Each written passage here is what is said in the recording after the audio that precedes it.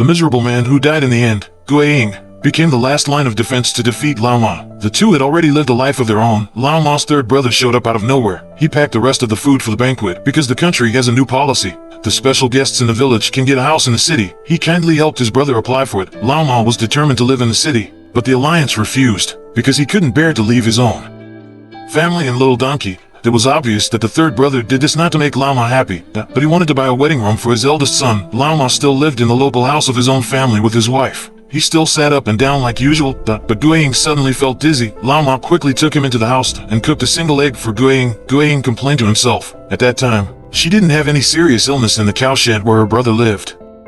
Now that the day is better, her body is more delicate. He let Lao Ma eat a bite to relieve his greed, but Lao Ma wanted Guiying to take care of her. The two pushed and swept for a long time. In order to let Guiying go to the city to see a doctor as soon as possible, Lao Ma took the opportunity to carry the package. But on the way home, a villager told Lao Ma that Guiying fell into the ditch to send him food.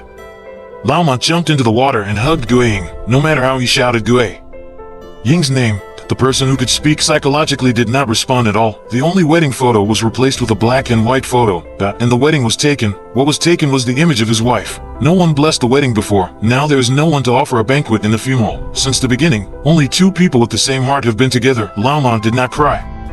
He first opened Guiying's white cloth, and the last time he planted a flower in Guiying's hand with his pulse, because he said to Guiying, "No matter where you are, as long as you rely on this flower, you can find Guiying."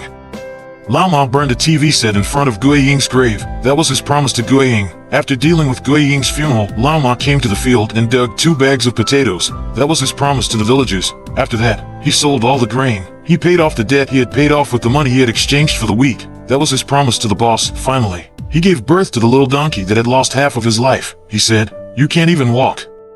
You can't even eat a bowl of rice. You are a coward." When he came home, a man who never ate eggs finally ate the whole egg to ease the pain of pesticide. Then Lao Ma finally looked at Guiying on the wall. Then he lied in bed, watching Guiying's little donkey for him. And he also carved that little wheat flour on his hand. Maybe with this mark, the two of them will meet again, not long after. Lao Ma's nephew gave away the family's money he had raised for the compensation of 15,000 yuan. He also took a tractor to demolish the new house that Lao Ma and Guiying built. All this was seen by the little donkey who was driven home, and